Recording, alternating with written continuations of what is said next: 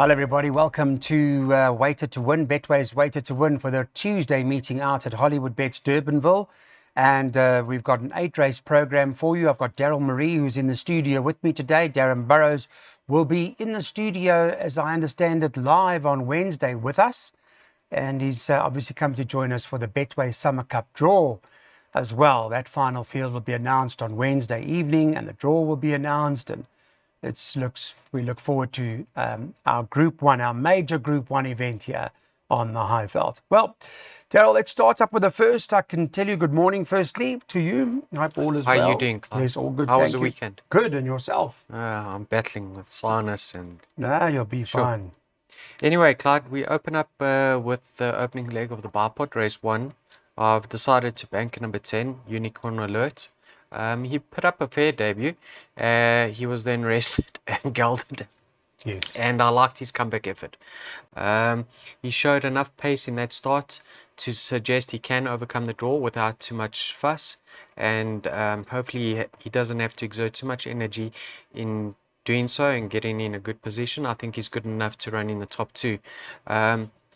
Certainly of the race runners, I think he brings up the strongest form into this event. I see Sex Bomb is currently the second favorite.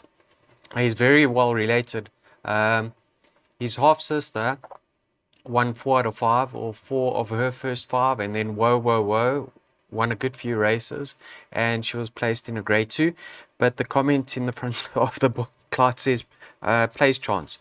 Okay. Not too much confidence coming from the yard, and not too much anti-post support. I think he's firm around 7-2, 4 to 1. Yeah. If he was really fancied on debut, I think they would have snapped that up by now, because they've only got 1 to beat. I mean, that stable's flying. I mean, whatever they're sending out, even if it's not necessarily ready, they're really running huge races. So watch out, Brett Crawford. But Unicorn Alert for Daryl is good enough. So we'll have a look at the Bipod, which looks like this, and we can go through those numbers. Banker 10 by 1, 2, 5, 6, and 8. By 1, 3, 6, 10, 14, and 16. By Banker 9. By 1, 3, 5, and 9. By 1, 2, 8, and 9.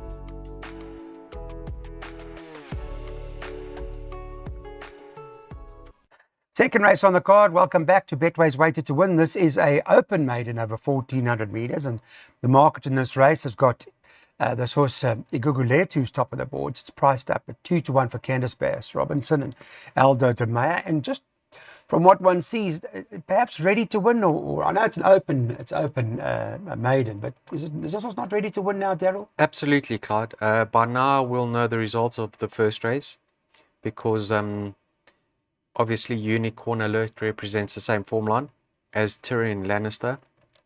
Clyde, I thought his later start is his best to date, because his previous form line isn't great. Whiskey Bravo. So he showed good improvement as a gelding.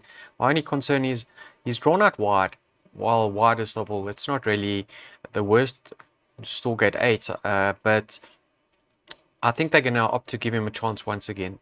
And he is carrying 61 kilograms on a fast run surface. So it's never easy giving weight and start away, but certainly he's shown enough that he's more than capable of winning more than just a maiden. This was Touchdown. If you watch his later starts over the course and distance, he actually circled the field. He looped them. I thought he was going to get tired in the straight. He rallied late, so I think he's certainly a factor over here. He is improving with each and every start. Well related, Clyde. Yeah, well related, and excuse me. But I don't think the race stops over there. If you're playing trifectas and quartets, on face value, you're not going to give Dawn Cloud too much of a chance. But like you touched on when you opened up, it's an open maiden. He's only got 52 to shoulder. He's having his peak run, draw 1, blinkers go on. So there are a few factors that could assist in showing good improvements. Sure. If you're playing trifecta and quartet, please include number 1, Dawn Cloud. Yeah, I think Touchdown, the progress that he's shown in each and every start, he's possibly the live wire, Yeah, been pretty solid. His penultimate, those winners, Infrared, Willie John. I mean, there's been fairly strong form from it too. And I see Phyllis Sunday and Crawley's now been riding there as well for a couple of stables. And the Kotzen stable, Chad Little's joined them. Yeah. He's been part of it and looking very well, Chad, I must say. I must say, He's always Clark, been a good work rider. Yeah. I mean, I don't know if he's riding work. I don't know. he is. Is he? Yes. Okay, well, that's great. And apparently there is no one No, they that can't beat him. can come close to Chad Too good. with feedback and His late father, Alfie, would be very proud of him. But okay, well, that's the play here. Don't leave the Kotzens out because they're having a run second to none at the moment. But from Daryl Marie's place accumulator perspective, this is what he recommends. Go 5 and 8 in the first leg by 1, 3, 6, 10, 14 and 16. By banker 9, by 1, 3, 5 and 9, by 1 and 2, by banker 1, by 3, 4 and 8.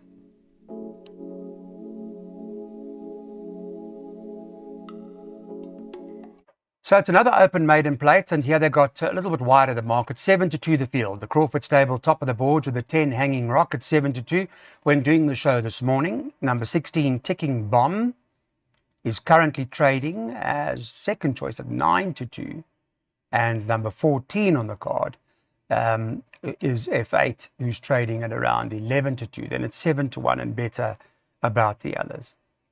So the two stables in form at the moment, being Crawford and Kotzen, are top of the boards. yes. Do you like both of them, or I do we need wider than like that? Ticking Bomb, the reserve runner Clyde, that's now come in to draw 5. Yes. Nice debut. Stables on fire. We saw a winner from that form line in Bright Chess. She just finished less than a length ahead of her, so she's got a lot of scope for improvement. I got respect for her stable companion. That's number 1. Now she's extremely well bred, but she's been very moderate today. Her debut was moderate, then they put her away. I liked her comeback efforts. She actually caught my eye on that occasion. She ran flat in her second run after a rest. Stables turned in a big way.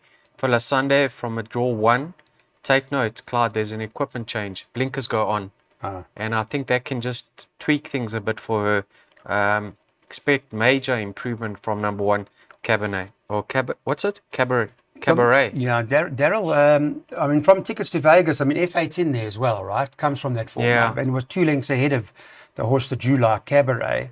But both horses, School Policy and Enchanting Choice, I don't know the quality, if they were strong enough or how good they were, but they both come to win. Yeah, Clyde, you can see I went 6 odd horses in the PA, so, So it's open race. I really think it's a tricky event.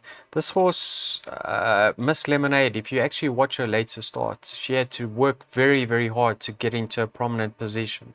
And at the end, she wasn't laying down, so she could have a come on look about her. I think it's a very open race. Currently, I think the value is number 1. Let's hope those blinkers. Let's hope those blinkers can Make the difference. do some magic. Yeah. All right, interesting. So Daryl's worked out a pick 6. He doesn't normally do them, but he has worked one out for us in Darren's absence. He's going first leg, 1, 3, 6, 10, 14 and 16, by 9 and 10, by 1, 3, 5 and 9, by 1, 2, 8 and 9, by banker 1, by 2, 3, 4, 6, 8 and 10.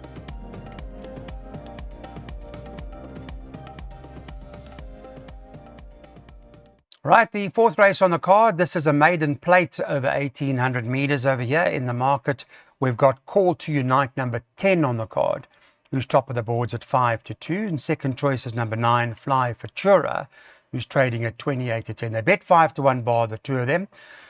Market recommending maybe those are the two. I mean, this horse, Call to Unite's got seemingly decent form, 2 runs, 2 good runs.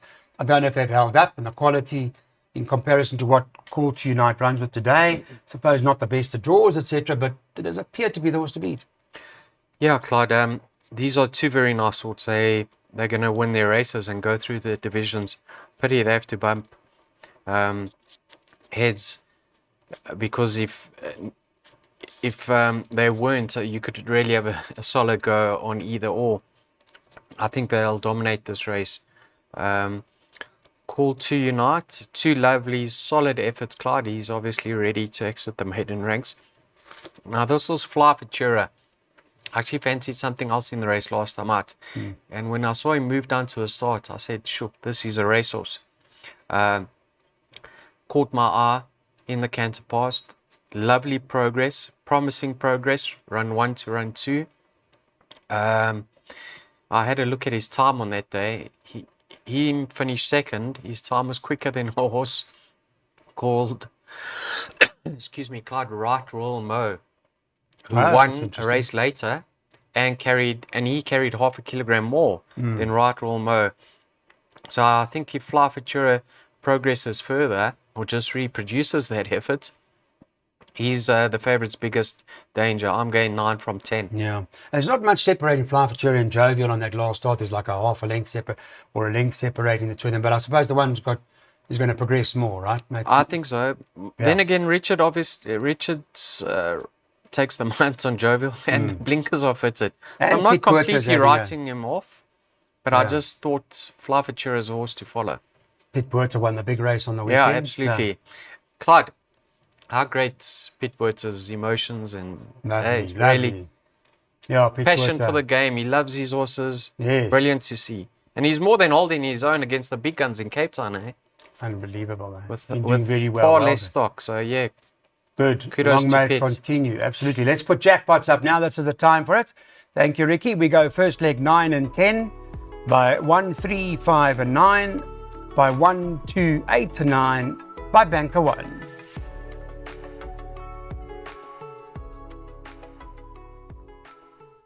Maiden plate again. We're going over the 1800 meters. Note that the 3's been taken out. So has numbers 13, 14 and 15. They're all out here. So take out 3, 13, 14 and 15 in race number 5. Just an idea to, if you do know, maybe refresh your memory, that top of the boards is the Pit Puerta stable now that Richard Fourie is riding, and that's number 5. Sensor Stock, it's currently trading at 4 to 1, but that's how they bet the whole field. 4 to 1 the field, including the likes of Glenn Cotson's horse, that horse, Passion Deal, number 4, Eternal Optimist, even a horse like 7 Ice Rain. So I'd imagine, Daryl, you've gone open, you're wide open, or what? excuse me, Clyde. I actually just ignore the scratching. Well, you can either leave it in to double up with the favourite. Yeah, that's just Analytic. come out, yeah. She's just come out. Touching on Analytic, Clyde, she would have represented the Enchanting Choice form line, and Family Power, number 1, ran second in that race. And MJ Bielefeld actually interviewed Anthony Andrews after the race, Okay. and he said, if I knew this filly better, I would have won that race. Now, he's drawn 1, whereas last time he was caught 3 wide, and he had to make his move early around the bend. Yeah, you can just put her in a lovely spot. With him having known her better in a race now, I think he'll give her every opportunity from that stall gate. And yeah, she is a live wire over here. Clyde, Sansa Stark. Now, she's having her peak run, but if you just go to the computer form and have a look at her 400 to finish and whatever, or 800 from home, she was first. But the first half of that race, she was actually second last. And Richard Fourie pulled the trigger, she looped them, and she stayed on gamely in the latter stages. Okay. She now steps up to 1800, her dam won over 1800. So if she's strong enough to get this trip at this stage of her career, I think she must be a player. And then I just had a look at Wagug's last start, Clyde. We It was a liked it muddling last time, race. didn't we? Yeah, it's a muddling race, and she's held on paper by Sansa Stark. But out of all of them, she was staying on, which maybe suggests she's looking for this type of trip. She's always had a reputation about her, and there's no doubt she's disappointed her connections to date. But maybe this is the type of trip she's looking for. And Clyde, you touched on the fact that the Brett Crawford yard is on fire now. He has a filly having a peak run in the Western Cape. I think Louis will get a little bit closer to the pace this time round because she seems a bit one-paced. So Wagug, 1 for the shortlist. Look, on looks, we saw Wagug on the Highveld, didn't we? Yeah, I mean, Clyde, And lovely looker. So if this horse stays, I think it'll win. I think when the penny drops for her, she's Yeah. going to... This may be the She'll- answer, she'll hold Daryl. herself What price in- is Wagug? Sorry. What did we say she was, Wagug? This morning at 10 o'clock, Wagug, 10 to 1. I think that's not too bad, eh? Get us out of it. Okay, let's put up. What's next, Ricky? What are we doing now? Jackpot 2. Jackpot, okay, here we go. It's 1, 3, 5 and 9 in the first leg by 1, 2, 8 and 9, then banker 1, and then 2, 3, 4, 6, 8, and 10.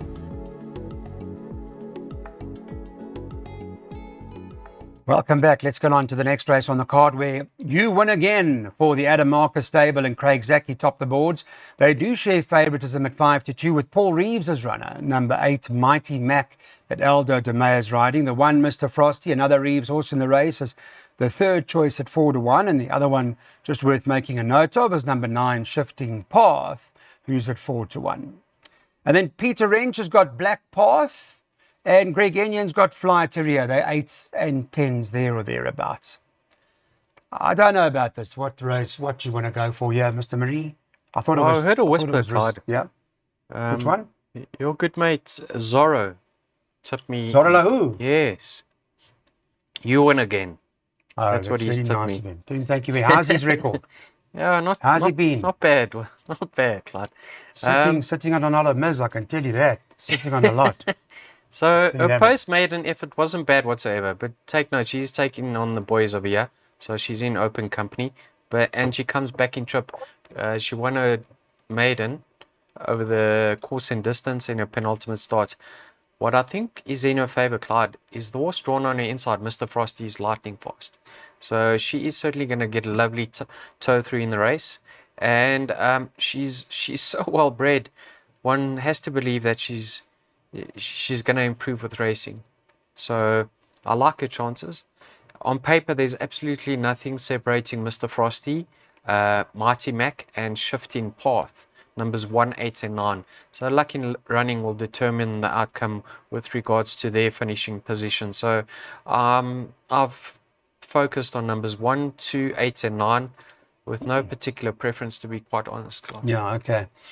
It's a class 5 over the 1250 meters over here. Note that if you don't already know that 4 and 5 have come out. 4 and 5 are not running in this race. So there are only 7 of them. The draw, therefore, those that are on the outside perhaps will have much brighter chances now. So we've got a pick 3 worked out. Well, Daryl's worked it out for you. So he's going 1, 2, 8, and 9 here. Then bankering the 1 in the second last race of the day, and then not taking any chances with the last leg. He's going 2, 3, 4, 6, 8, and 10. This is a class 4 for the fillies and mares. They're over 1,400 meters, and the favourite here is number 1, Red Palace. Priced up 14-10 with Betway this morning when we had a look at around 10 o'clock. And it's the Candice Bass-Robinson, Aldo de Meyer combinations. Horse has won her last 2 starts, and she's been fairly impressive, I have to just tell you, to date, particularly that last start. I mean, that last start did seem to be full of running. Daryl, I don't know what you thought. I mean, I know you've banked it in all your exotics, and, you know, it all depends on her, but quite rightly so. Yeah, Clyde, there were 3 events over the course and distance that day, and her time was by far the quickest. But if you watch that replay, Aldo geared her down 100 from home. So you can just imagine what she could have recorded over there if he really punched her out. One negative is the fact that she's coming back to 1400, but she's got great early gate speed. She's drawn 1 this time round. I don't think she's a one-trick pony in that she has to lead, but she's got such a lovely action that I'm sure Aldo will want to get handy, if not in front, and put them under pressure from the start.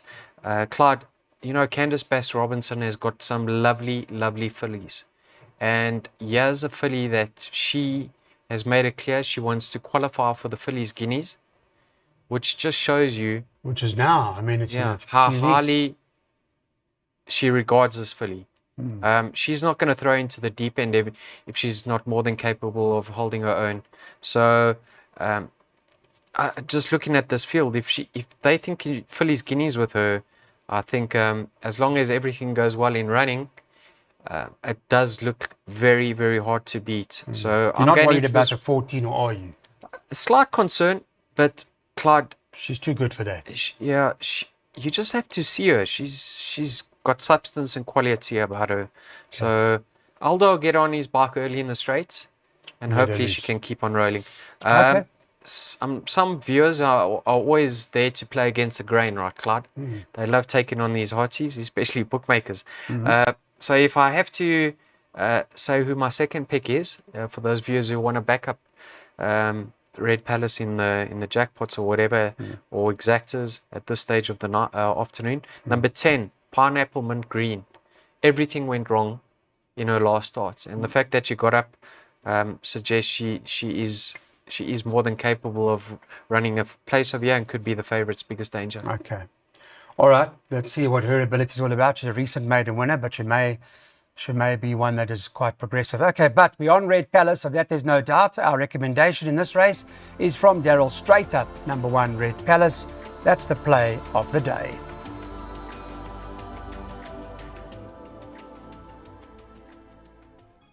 Okay, let's move on to the next. This is our final event of the day now, and let's take a look. It wasn't an easy race in terms of just looking at Daryl's selections when we got together this morning and go through everything. And well, the last race does appear to be quite open. It's a class 4. It's over 1,400 meters. The market in a race like this has got 7-2 about number 3, Kingdom of Heaven, and the 6 Nordic Chief trading at 7-2, 5-1 about the source Royal Swan Master, number 10, and then 6, 7, 8, 10, and so it builds. But you, just from looking, you've made it open. Well, Claude, I'm sure viewers want to know Darren Burrows' viewpoint, and he's tipped the weights to win team 1 horse on the day. It's his best bets on the card. Excuse me, number 3, Kingdom of Heaven. Oh, okay. Now, Claude, if you watch Really? his later starts, I mean, people are scratching their head as to what actually happened. He was at the back of the field, looped them, hit the front, a long way from home. It just all went pear-shaped for him. And that back to I see from 9-2 to 9-4. Yeah, this was, early in his career, Claude, he bumped Charles Dickens, and he was receiving a lot of weight from him on that day. And Mr. Snay said, don't worry, this horse is a top horse in the making, and he'll hold his own against Charles Dickens. And since then, I think things have gone wrong for him. You can see he's a lightly raced 4-year-old, so I do think he's got his issues. But based on his later start, there is some life left in him, Clyde. The fact that they're coming back to the 1,400, maybe that suits him, because perhaps Bernard said, you know what, he was just doing it too hard at the back of the field. He wasn't settled. So one can make a statement that he is much better than his current rating of 76 because the penny hasn't dropped for him yet. So Darren Burrows says he's one of the better bets on the card. Your first choice, Daryl? I like him off his rating. I've got respect for Tyrion Lannister. We'll know by now how that form line went. Two favourites earlier in the day represent that form line. Yeah. I thought a horse like Diamond Rock was very impressive in his later starts. He might be caught out by the distance, might be on the sharp side for him, but he's been gelded since then. And Clyde, this horse is a horse you can follow. First runners are gelding Yeah, now. he will win his races. If you just see him, you'll realize that he's got a lot more to offer. So I made it a little bit more tricky if you are willing to look past the favorite Kingdom of Heaven. Daryl, caught my eye, funny enough, was Canamay's horse Royal Swan Master in Durban. Yeah. What do you make of the Polytrack form line? I don't think it's form line, but the quality you know what, might not have been great. But time and time again, we knock KZN racing, but when the KZN trainers go to the Western Cape, they clean up. Well, the third was T-Rex. I don't know how the T-Rex is, but that came out on one. But apart from that, just in the manner, the way the horse finished. Listen, this horse has done well. absolutely nothing wrong. Yeah, I like so that who a are bit. we to write him off in his first start just because he's won on the poly? Well, he's in the top 3 in the market, so no surprises in any. But I'll tell you what, Clyde, from that wide draw, he'll be switched off, eh? Yes. Well, that's how running they want on to run. in the later stages. No, but that's just. What does Mr. Kanema say? Tuck them in. Tuck them in. Run on straight and make your way through. No, 100%. All right, well, this is the last from us now. Here's the selection from the gentleman, and it is Darren Burrows. He's into Kingdom of Heaven. He likes it a lot, and he's obviously looking forward to greet you here in the studio on Wednesday. Thanks, everybody, for watching Betway's Waiter to Win.